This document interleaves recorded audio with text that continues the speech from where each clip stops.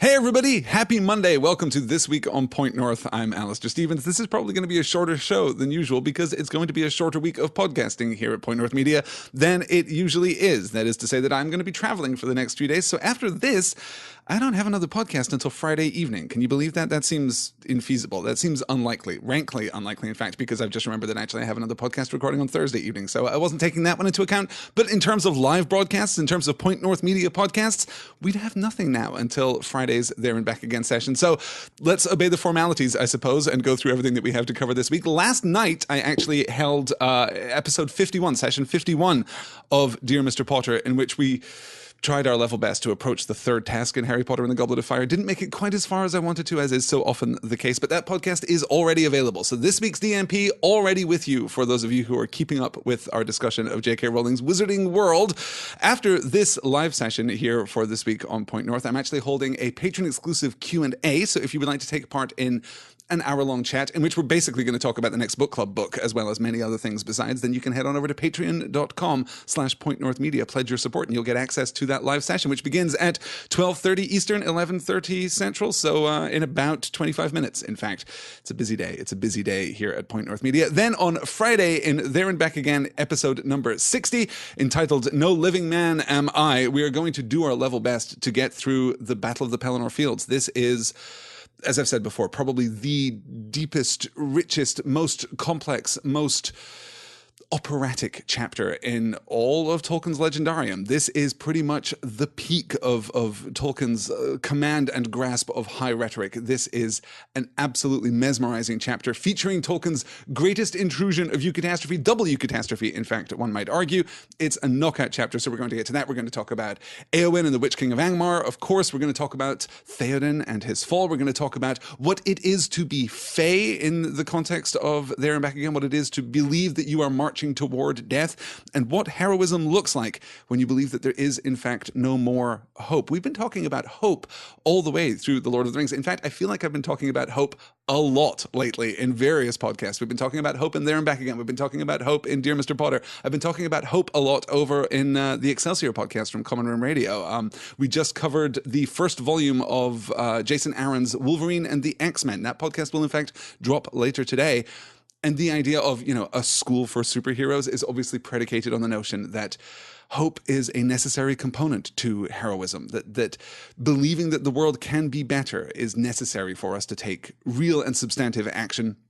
I'm passionate about hope, as you can tell. So we're going to talk about that in There and Back Again. That's Friday evening, not our usual Thursday slot because, well, I just wasn't sure that I would be able to make everything line up properly. But on Friday evening, 10 p.m. Eastern at 9 p.m. Central for There and Back Again 60, No Living Man Am I. But that's not all, you guys, because as I said, I'm also going to be recording this week with the Excelsior podcast with Sarah Kate Pesant and with Vinton Bain. We have our last commentary track in The Road to Infinity War, where we're going to be talking about Thor Ragnarok. We will, at some point within the next few weeks, do a commentary track for the Black Panther movie too. As soon as that is released digitally, we'll do a commentary track for that, and it'll be kind of retroactively inserted into The Road to Infinity War. And then on Friday morning, I'm going to go see an Infinity War, you guys, and then I'm going to spend pretty much the rest of the day talking about it. So if I am a little out of it for There and Back Again on Friday evening, it's going to be because I've spent something like 6 hours talking about Marvel movies, which is going to be pretty fun. It's going to be pretty amazing. I cannot believe that Infinity War is here already. I am scrupulously spoiler-free. I'm hoping to remain so for the rest of this week. And of course, we will flag our spoilers very carefully in that podcast. But I'm so eager to talk about Infinity War. I'm so eager to talk about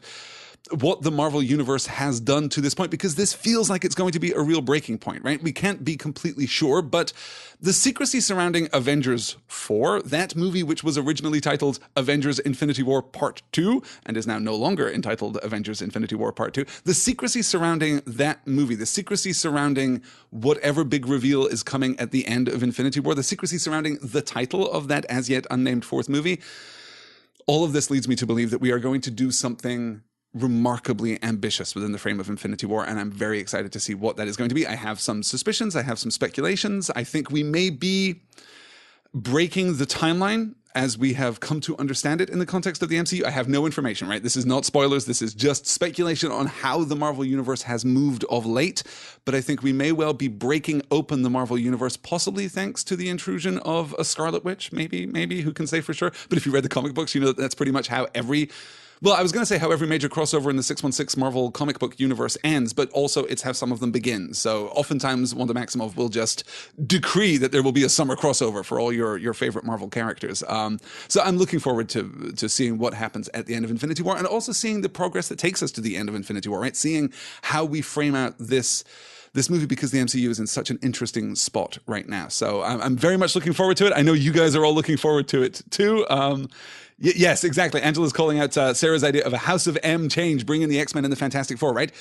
One of Wanda's powers, not in the MCU, right? We've had no hint that this is the case in the MCU, but one of Wanda's comic book powers is the ability to warp reality. And she has been responsible for many events, including House of M, right? Where she declares that all of reality will be rewritten so that Magneto effectively wins. He is the M in House of M. So Magneto, the longtime X-Men villain, actually takes dominance of the 616 comic book universe, and we get to tell stories in that space for a while, and then ultimately that is reset and we go back to the regular timeline. But Wanda's ability to potentially at least fracture reality and to bring different dimensions together does give us a really powerful possibility for new X-Men stories in the MCU, new Fantastic Four stories in the MCU, and this could be one possible explanation for a lot of the rhetoric coming out of Marvel regarding the next phase of the MCU and what we're going to do in that space. Kevin Feige has been talking extensively about moving into smaller stories and more disconnected stories, more standalone stories, I suppose is how he has put that. And the opportunity, now that, Disney owns everything in the entire world, the opportunity to bring in the Fantastic Four, to do a Fantastic Four origin story, to do an X-Men origin story in that space. It's really rich, particularly when you think that the next X-Men movie, ostensibly the last X-Men movie in the Fox X-Men franchise, is going to be the Dark Phoenix story. And hey, if there's another character who is known for breaking reality besides the Scarlet Witch, it's the Dark Phoenix. So I'm really interested in what's going to happen next. I am, of course, as many of us are, I think, somewhat skeptical about one company owning everything, but given that that's the corporate reality, given that that is our corporate future, I have seen nothing but good indications from the Marvel execs who are working with Disney and working for Disney in the frame of the MCU. I have seen nothing but a dedication to narrative and a dedication to storytelling from Marvel over the course of the last couple of years. I think it's been a while since I've really been fearful that Marvel were going to grossly sell out the MCU. There is, of course, another question of saturation. Is this just too much superheroics? Well, maybe, but we've been saying that now for 3 years at least. Like, I remember a conversation around Captain America Civil War talking about whether or not we had reached peak superhero. And then, of course, last summer with Wonder Woman and with Spider-Man Homecoming and with Thor Ragnarok and with Justice League, we've obviously, had a slew of comic book movies in that time. And those comic book movies have been among the best comic book movies that we have ever had. So I'm not yet concerned about the saturation of the comic book market, though at the same time, I am very interested in seeing how the Marvel movies in particular pivot away from standard superheroics. We've already seen this a little bit, right? If you go back to the original Guardians of the Galaxy movie and certainly Guardians Volume 2, certainly Thor Ragnarok, Ant-Man is a very different kind of story that's taking place within that same kind of space. Spider-Man Homecoming is John Hughes, high school movie, which also happens to be a superhero movie. And this, of course, speaks to the notion that superheroics is a genre, right? American superhero comics is that kind of storytelling, that mode of storytelling is not a fixed genre. It is a fixed setting. You might as well talk about, are we super saturated with Westerns, or are we super saturated with naturalistic drama that takes place in the Lower East Side of New York, right? Yes, certainly you can get to the point where you are saturated with those things, but it is entirely possible to tell a story set in the Old West that is the classic conventional Western, that is the grim and gritty story of the frontier, right? You can also tell comedic stories in that space. You can also tell romances in that space. You can also tell wild, raucous adventure stories in that space. You can do heist movies in that space. There's a ton of stuff that you can do with the concepts and the constructs associated with what is not a definitive genre, but rather just a setting. And I think that Marvel has already shown a willingness to expand the scope of what a superhero movie can be, whether it is now, cosmic space adventure, or it's a heist movie as Ant-Man kind of was, and as Ant-Man and the forthcoming Ant-Man and the Wasp seems to be, or, you know, as I say, a relatively grounded high school movie from Spider-Man Homecoming. I'm excited to see how it all works out. It's going to be a big week, is what I'm saying. You guys into this? You guys excited about this? Oh, Neil asking, do you think it's even possible to do a good Fantastic Four movie? Yes, I absolutely do. I think that there hasn't been one, right? Let's be completely candid about this. I don't hate the first kind of modern Fantastic Four movie. I'm thinking the Michael Chiklis, Chris Evans Fantastic Four movie. I don't hate that movie. I think it's fine. It's not good, but it's fine. Fantastic Four: Rise of the Silver Surfer, the sequel, is less effective, but still contains within it some interesting ideas. The most recent Fantastic Four movie is, wow, pretty much a flat-out disaster. Like, I'm inclined to like superhero movies anyway, and that is pretty much a disaster. But there is nothing about the Fantastic Four that makes it impossible to work on screen. What we have seen so far from Fantastic Four movies is a lack of enthusiasm for, a lack of willingness to engage with the core concept. And I'm hoping that the mixed critical success, but pretty strident popular success of the new Netflix Lost in Space series is actually going to play in the favor of a Fantastic Four reboot, because the Fantastic Four are just a family. It's a family story, and I want to see that. I want to see that. But in a world in which Lost in Space can be made by Netflix and we're getting a sequel to The Incredibles from Pixar, yeah, absolutely. I think that a Fantastic Four movie can work, particularly in the frame of the MCU. It does need to be an origin story, right? We can't shoehorn in extra characters. We can't shoehorn in a Reed Richards who has been present in the MCU all along and just somehow no one has mentioned him, although I guess there have been a couple of Easter eggs to Reed Richards and the Baxter Building and things like that in the MCU to date. But I think an origin story for those characters, absolutely great, absolutely legit. And then we'll have the weird situation where we have two actors in the MCU who have previously played the Human Torch from the Fantastic Four, alongside a new actor playing the Human Torch in the Fantastic Four. So we'll see how that works out. But no, I'm a believer that that is possible. I think the Fantastic Four is one of the more difficult superhero concepts, but it is also one of the most interesting and compelling superhero concepts, right? There's a reason that the Fantastic Four was the starting point for the modern Marvel 616 universe back in 1962. There's a reason that the Fantastic Four informs, God, pretty much everything that we got from Marvel through the 1960s. That was the book. That was the flagship book. And it's interesting to think about how Marvel has, particularly when we're acknowledging the possibility that we might get a new slew of X-Men movies that might hew a little closer to the original vision of the comic books, right? Because what makes the X-Men work is integration with the wider world, so we may well get that from a X-Men series that exists alongside the MCU. I'm interested in the possibility space there, but it's also interesting to think that, you know, in the 1960s, the Fantastic Four were where it was at. In the 1970s, we had teams like the Defenders and, you know, well, I was going to say the Champions. The Champions was a bit of a misfire, but certainly the Defenders and other smaller, more grounded teams. Then in the 1980s, late 1970s into the 1980s, we saw the rise of the X-Men, and the X-Men were the dominant comic book force in Marvel comic book storytelling for, what, 20 years? And it was only because Marvel sold the rights to the X-Men and couldn't make movies about them that we started pushing the Inhumans, and really that we started pushing the Avengers. It's crazy to think that if you were reading comic books in the late 1980s, early 1990s, the X-Men were the team and the Avengers were this weird B-tier team that really very few people cared about as much, right? Like, just that was not where the focus was. And of course, Marvel, because of their business requirements, because they have to make these movies and invest in these characters in order to make the movies as popular as they can be, that the Avengers have now risen to dominance. I'm fascinated by the flow, the ebb and flow, the tidal influence of the Marvel 616 universe. And I'm saying 616, I know some of you are not comic book readers. The 616 is just the shorthand for the mainstream Marvel comic book universe, right? There are innumerable Marvel comic book universes, but the 616 is the main universe there. So I'm interested in seeing what happens next with the MCU. I am also, I have to say, with every new trailer that comes out, more and more excited about Solo. I feel like I say this every week here during this week on Point North, but I'm really excited for Solo and looking forward very much to what is to come from that. Let's see here as I catch up. Yes, Mila saying, I imagine the actors who previously played the Human Torch would end up being really jokingly critical and dismissive of the new Human Torch. You know what? For all that the Fantastic Four movies have been kind of a wash, I think that both actors who have played Johnny Storm so far have done really, really well. I think that Chris Evans is...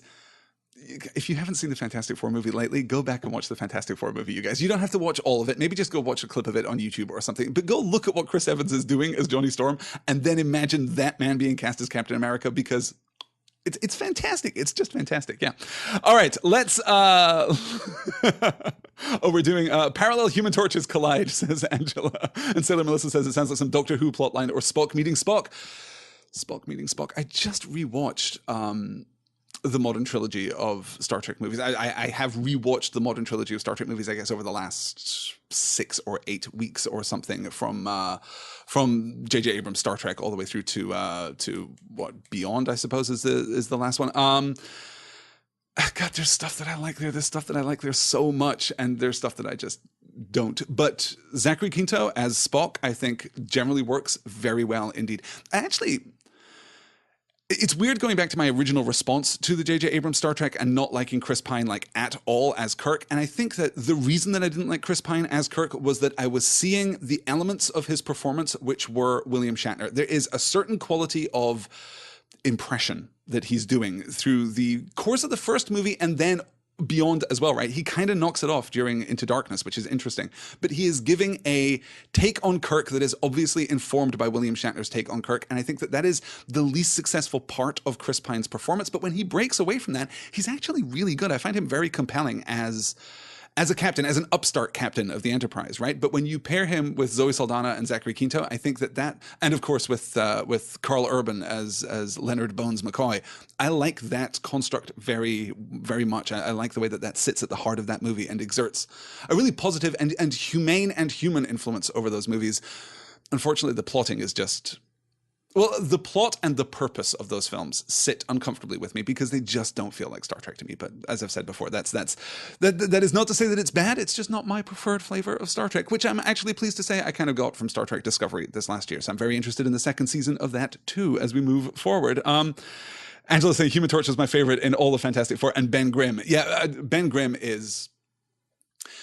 For the longest time, Ben Grimm, Your Ever-Loving Thing, was the quintessential Marvel character, right? The reason, or one of the reasons that the Fantastic Four was so popular, and one of the reasons that Ben Grimm, the Thing, kind of was the flagship character of the Fantastic Four, if you like, is that they managed to nail that Marvel monster tradition, right? He's not inhuman. He's not a monster in the sense that he is evil or even, nefarious, right? He's a good guy who has this huge Achilles heel. He has this huge vulnerability, and that is what differentiates most often Marvel characters from DC characters. If you think about the roster of Marvel characters, they are almost all informed by some fundamental loss or failing or compromise about their identity or about their character. It's true of The Thing. It's true of, Spider-Man is also like a great example of this, right? The death of Uncle Ben motivating Spider-Man to be the hero that he is. With great power comes great responsibility. That is absolutely definitive of Marvel comic book storytelling in a way that it has never been definitive of DC comic book storytelling, with one exception, of course, right? There is one DC character who is a Marvel character in disguise, and that is Batman. Batman is DC doing the Marvel archetype, and doing it extremely well. Obviously, Batman is a knockout character, right? And DC manages to do a great deal with that. But if you look at the other characters in the DC pantheon, and pantheon is absolutely the appropriate word, you don't see that same vulnerability. And a large part of the push of the modern DC movie universe has been to humanize these characters, right? If you think of what we're doing with Superman in Man of Steel, and then into Batman versus Superman, and then into Justice League 2, we're trying to humanize him. We're trying to give him that Marvel backstory where really it's about the death of his father, and that's what's motivating. No, you can't do that with Superman. He is not a character who is opened by that kind of vulnerability. He is a character who is crushed by that kind of vulnerability. And I think that you can say the same in large part about Diana of Themyscira, about Wonder Woman, of course. So that's just a stark difference between DC storytelling and Marvel storytelling. It's why I've always been more inclined toward Marvel storytelling, though as I get older, I find a greater appreciation for DC archetypal storytelling, for the biggest of big picture. I've been thinking a lot lately about the 1985 DC crossover Crisis on Infinite Earths, which was the first time that a comic book story had undertaken a reboot within the frame of its fiction, right? We had rebooted comic book universes before, but we'd never done it through the excuse of a story. And Crisis on Infinite Earths does exactly that. It is a challenge to the multiverse, right? And our heroes have to band together. Multiple heroes from multiple different worlds, multiple different Earths have to band together to unify all of DC's fractured continuity into one cohesive whole. And it's absolutely fascinating. It's a huge idea that is executed, well, with bewildering detail. Honestly, Crisis is one of those stories that you can return to again and again and again and again and keep getting new things out of, just because it is so complex and also very operatic in that mid-80s comic book kind of way. But I'm fascinated by the way that DC plays with archetypes in that space. And this is so. I guess what I'm saying is, it is not my assertion that Marvel is better than DC. It is my assertion that Marvel is and always has been different from DC. That these two companies, again, and partly I suppose this plays into the idea that superhero storytelling is not one simple unified thing. Marvel and DC, though they have appeared to occupy very similar spaces throughout the last 40 years of comic book storytelling, 50, 60 years of comic book storytelling, have actually been doing very different things for the vast majority of the time. And when they stop doing different things and Marvel tries to do a DC story or DC tries to do a Marvel story, more often than not, they fail, they falter. And that's not just because of the talents of the individual, writers and artists and editors associated with those books. It's because the DC universe itself resists that kind of storytelling, and the Marvel universe itself resists DC's storytelling. We just don't get to do archetypal cosmic storytelling in Marvel as freely or as profoundly as we can in DC, and we don't get to do grounded character-driven stories in DC as freely or as profoundly as we get to do in the Marvel side. So I don't know quite how I ended up on this discourse on Marvel versus DC, but hey, here we are. I like both companies. Both companies have produced some excellent books and some terrible books over the course of the last few years. Yeah. Okay, let's maybe wrap it up then, actually, because as I say, I've got to go and do a Patreon-exclusive Q&A. If you visit patreon.com/pointnorthmedia, you can pledge your support. You can get access to that live Q&A. You can get access to the poll for the next book club text, which I have here in a tab, which is unfolding live as people cast their votes. And wow. Okay, it actually changed significantly from the last time that I looked at it. Right now, leading the poll for the next two book club books. If you don't support Point North Media over on Patreon or by any other means, then you maybe don't know that every week I do a book club discussion about new text. We've talked about Hitchhiker's Guide to the Galaxy, and we've wrapping up our discussion of Neil Gaiman and Terry Pratchett's Good Omens. We've done a number of different books over in that space, and those books are selected by the patrons of Point North Media, who get to just choose in a completely open and democratic process what they want to talk about. Right now, as of this recording, as of 11:23 Central Time this Monday morning, in the lead with an equal number of votes, both sharing 33% of the votes, we have Dr. Horrible's Sing-Along blog and Hamilton. Yeah, I'm actually up for both of those discussions. I think that would be really, really fun. We have Dune by Frank Herbert, very close behind. To Kill a Mockingbird by Harper Lee. The first season of the BBC Sherlock series is very close behind. You guys, it's going to be pretty great. It's going to be pretty great. If you would like to be a part of that discussion, if you would like to be a part of the decision-making process, this poll is going to be open for a whole week, by the way. So you can pledge your support now. Head on over there, do that thing. You can head on over to patreon.com/pointnorthmedia. So that is going to do it for this week on Point North. As I say, a quiet week. You already have your Dear Mr. Potter for the week. You already have this week's session of Dear Mr. Potter. And then on Friday, I will have episode 60 of There and Back Again, No Living Man Am I, where we conclude the Rite of the Rohirrim and we get into the Battle of the Pelennor Fields. It's pretty big, you guys. It's pretty fantastic, and I cannot wait to talk about it. But that is going to do it for this week on Point North. Thank you all so much for joining me. Let me see. I don't have any questions in the question box, which is pretty great because I'm about to go and answer questions for another week. I will talk to you all again very soon. Until then, have a great week and take care. Bye all.